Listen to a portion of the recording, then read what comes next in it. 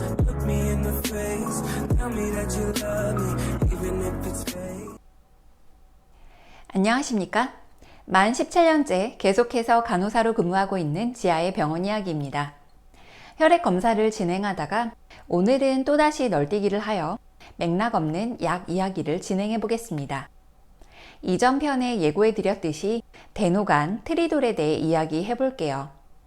그런데 생각해 보니까 이게 알려드려야 할 내용이 참 많더라고요. 그래서 아마도 각각 한 편씩 가야 할지도 모르겠어요. 우선 가보죠. 아프다, 열난다 하면 하루에도 몇 번이나 사용하게 되는 약들이죠. 제목과 같이 맥락 없이 그냥 많이 사용하는 거라서 하는 거니까 각각 들어주시면 될 것 같아요. 우선 트리돌부터요. 저는 트리돌을 정말 많이 맞아봤거든요. 제가 진통제 효과를 정말 잘 아는 사람 중 한 명일 거예요. 제가 한때 병원장 직속부서에서 일하면서 자는 시간 빼고는 늘 일에 파묻혀 살던 때가 있었습니다. 지금 와서 생각해보면 왜 그랬을까 하는 후회를 하는데요. 그때 1년 내내 두통에 시달리면서 신경과 진료도 봐보고 오른손 4-5번째 손가락이 너무 저려서 정형외과 진료도 봐보고 통증센터에서 진료도 보면서 온갖 검사를 했었는데요.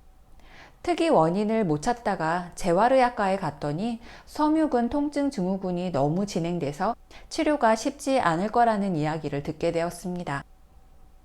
그때부터 적극적으로 치료를 시작하게 되었고 신경 차단술도 받아보고 최고로 강하다는 진통제도 종류별로 다 맞아도 보고 먹어도 보았습니다. 참 한심스러운 게 내가 병원에서 일하는 의료인인데도 그렇게 오랫동안 질병의 원인을 찾지 못하고 만성으로 진행하게 했다는 것이었어요.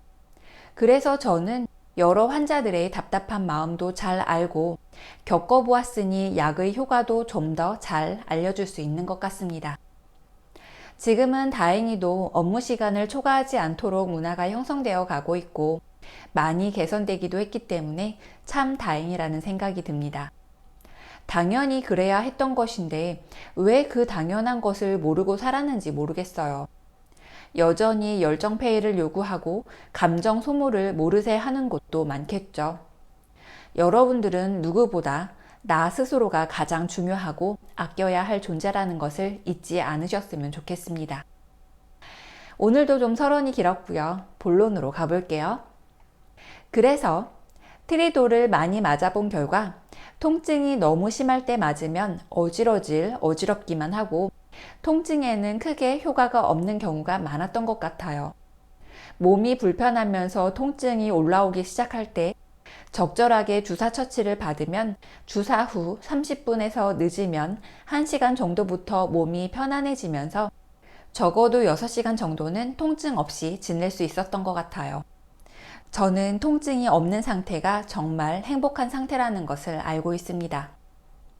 비슷한 상황인데도 어떤 때에는 주사를 맞으면 통증은 감소하는 것 같은데 맥박이 빨라지는 경우도 있고 울렁거리고 토할 것 같은 느낌이 들기도 하더라는 것이죠. 개인적인 경험으로 통증이 나타나기 시작할 때가 있는데요. 그때 적절히 주사 또는 피호약을 먹어야 효과가 좋고요. 너무 심해져서 처치를 받으면 효과가 거의 없고 그러한 통증 상태로 2박 3일 유지되기도 하니까 환자가 진통제를 요구할 때에는 빠른 처치를 해주는 것이 매우 중요하다고 생각합니다. 그리고 환자에게 통증은 절대 참는 것이 아니라는 것을 인지시켜 주셨으면 좋겠어요. 환자들도 비슷한 호소를 합니다.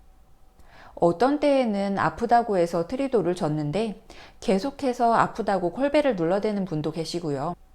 어떤 분은 효과가 정말 좋다고 하기도 하고 같은 환자에게 또 같은 약을 주었을 때 얼굴이 하얘지면서 어지럽다고 하면서 보미팅을 하기도 합니다. 아마도 신규 선생님들이라면 참 당황스러운 현상이 아닐까 싶습니다. 왜 이런 증상이 나타나는 걸까요? 이제부터 자세히 알아보겠습니다. 이 약의 성분을 한번 보면요. 트라마돌입니다. 트리돌은 비마약성 진통제로 사용되고 있지만 원래 트라마돌은 중추신경계에 작용하는 마약성 진통제입니다. 우리나라는 의존이 낮은 편이어서 비마약성 진통제로 분류되고 있어요. 근데 솔직히 의존이 낮은 편일까요? 실제로 자세히 확인된 바는 없다고 합니다. 일부 국가에서는 엄중하게 관리되고 있다고 하니까요. 트라마돌은 중추신경계에 작용하는 중증 및 중등도 근만성 통증에 주로 사용되는 진통제이고 엔세이드 계열의 약이 잘 듣지 않을 때 사용되는 종류 중 하나입니다. 여기서 엔세이드가 뭔지 잠시 말씀드리자면요.